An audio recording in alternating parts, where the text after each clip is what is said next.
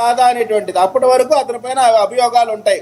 అంత మాత్రాన ఇప్పుడు బెయిల్ వచ్చినంత మాత్రాన ఎవరు కూడా ఇవాళ చంద్రబాబు నాయుడు గారి మీద బెయిల్ వచ్చినా లేదా ఇంకోటి బెయిల్ వచ్చినా చట్టం విచారణ తర్వాత మాత్రమే ఎవరు ఏంటి అనేది. కానీ చంద్రబాబు నాయుడు గారి విషయంలో ఎఫ్ఐఆర్ లో పేరు లేకుండా అరెస్ట్ చేసి తీసుకొచ్చిన తర్వాత ఎఫ్ఐఆర్ లో పేరు రాశారు. అక్కడే అర్థమవుతుంది ఎవరిది నిజమైన కేసు, ఎవరు తప్పుడు కేసు అనేటువంటి అంశం.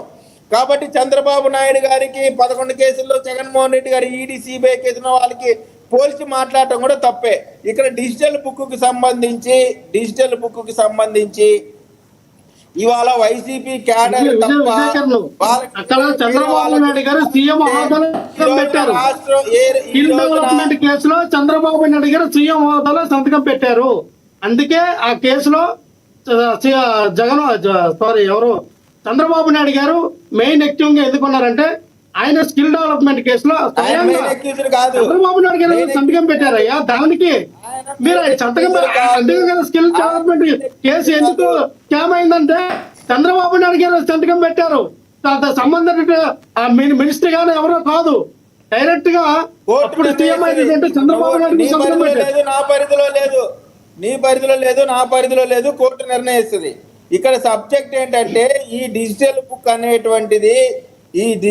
అనేటువంటిది ఏ రోజన్నా సరే ఇవాళ సుబ్రహ్మణ్యం కుటుంబానికి సంబంధించిన వాళ్ళు డిజిటల్ బుక్ లో కేసు అప్లోడ్ చేయాలా, డాక్టర్ సుధాకర్ గారి కుటుంబ సభ్యులు ఈ డిజిటల్ బుక్ లో కేసు అప్లోడ్ చేయాలా, వరప్రసాద్ ఈ డిజిటల్ బుక్ లో కేసు అప్లోడ్ చేయాలా, అదే విధంగా మన చీరాల కిరణ్ దాంట్లో కేసు అప్లోడ్ చేయాలా, నాగమ్మ కేసు అప్లోడ్ చేయాలా, అమరావతి రైతుల మహిళల్ని అవమానకరంగా మాట్లాడి వారిని గుండెలపై తనేటువంటి వారిపైన కేసులు అప్లోడ్ చేయాలా, వారిని తీసుకురావాలా, వారిపైన శిక్షించాలా.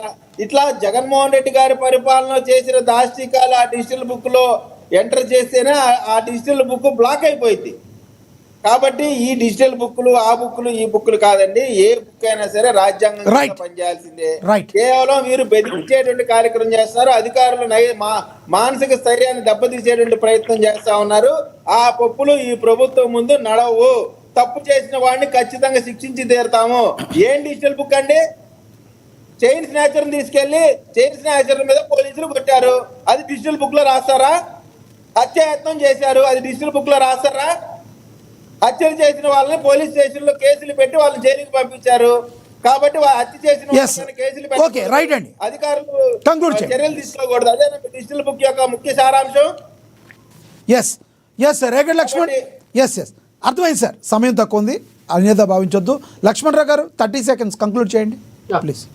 లక్ష్మణరావు గారు డిజిటల్ బుక్ లో ఎవరెవరిదో అన్నారు కదా, డిజిటల్ బుక్ లో ఇప్పుడు జరుగుతున్న ఆడపిల్లల మీద ఎవరైతే అఘాయిత్యాలు చేశారో, ఎగ్జాంపుల్ ఇప్పుడు పిఠాపురంలో అదే టీడీపీ కార్యకర్త ఒక 14 సంవత్సరాల మా ఆడపిల్లని రేప్ చేసి ఏ రకంగా అయితే తప్పించుకున్నాడో దానికి సహకరించినటువంటి స్థానిక పిఠాపురం ఎమ్మెల్యే తాలూకు మంది ఎవరున్నారో అటువంటి వాళ్ళని, ఎవరైతే ఆ మొత్తిమరిలో ఒక మా గిరిజన బాలికని చంపేసి ఇంతవరకు సవాన్ తీసుకురాకుండా తనకి ఎవరైతే తోడ్పాటు చేస్తారో, స్టార్టింగ్ లో ఒకలాగా మాట్లాడతారు, ఎండింగ్ లో ఒకలాగా మాట్లాడతారు.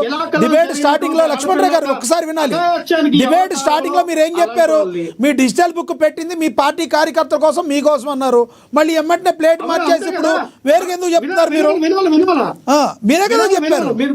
మీరు నేను మాట్లాడే మాటల్ని తప్పు వక్రీకరించకూడదు. మీరు లక్ష్మీనాథ్ గారు, నేను వక్రీకరించలేదండి, ప్రజలందరూ విన్నారు, మీరే చెప్పారు. అది వైసీపీ కార్యకర్తల కోసమే పెట్టారని మీరే చెప్పారు కదా. మీరు వినాలా? మీరు ఎలా వక్రీకరిస్తారు? నవతరం పార్టీకి సంబంధించిన వ్యక్తి, ఆయన సామాన్యుడు ఎలాగవుతాడు? ఆయన ఒక పార్టీ అధ్యక్షుడు, ఆయన పోరాడతాడు. ఆయన విడుదల రజనీ గారి మీద కేసు పెడితే ఆయన కేసుకి మాకు సంబంధం ఏంది? ఆయన ఏదైనా ఉంటే ఆయన కోర్టులో తెలుసుకుంటాడు. మీకు అర్థమైందా? క్రిస్టల్ క్లియర్ గా మాకేం అర్థం కావట్లా. మీరు ఏం చెప్తున్నారు? మీరు కన్ఫ్యూజ్ అయ్యి మమ్మల్ని కన్ఫ్యూజ్ చేస్తున్నారు. ఎందుకు డిజిటల్ బుక్ పెట్టింది మీ పార్టీ కార్యకర్తల కోసమా కాదా? మీరు కన్ఫ్యూజ్ అయ్యి మమ్మల్ని కన్ఫ్యూజ్ చేయమాకండి. వీటన్నిటిలో కూడా ఇంక్లూడ్ అవుతాయి. వాటన్నిటిలో కూడా ఖచ్చితంగా వైఎస్ఆర్ పార్టీ ఏదైతే ఈ డిజిటల్ బుక్ డిబేట్ తీసుకొచ్చామో రాబోయే రోజుల్లో ఎవరైతే దాంట్లో లిస్ట్ లో ఒక్కొక్కరు ఎక్కుతా ఉంటారో వాళ్ళందరికీ రేపు కౌంట్ డౌన్ స్టార్ట్ అవ్వగానే ఎప్పుడైతే 100, 110, 120 సీట్లను ఎప్పుడైతే పెరుగుతూ ఉంటాయో అప్పుడు ఒక్కొక్కరు తట్టా పుట్ట సర్దుకొని ఎవరెవరు ఎటు వెళ్ళిపోతారు అనేది మనం చూడాలి. నేను లక్ష్మణరావు గారు ఏమంటున్నాను, మీరు మరీ కామెడీలు చేస్తున్నారు. ఎప్పుడో 29లో ఇప్పుడే చెప్తున్నారు మీరు కౌంటింగ్. మన కొడాల నాని గారు కూడా అలాగే మాట్లాడారు. సార్ మనిషి అన్న అలా కాదు, మీ కొడాల నాని గారు మాజీ మంత్రి కూడా అలాగే మాట్లాడారు. కౌంటింగ్ స్టార్ట్ అవగానే వెళ్ళిపో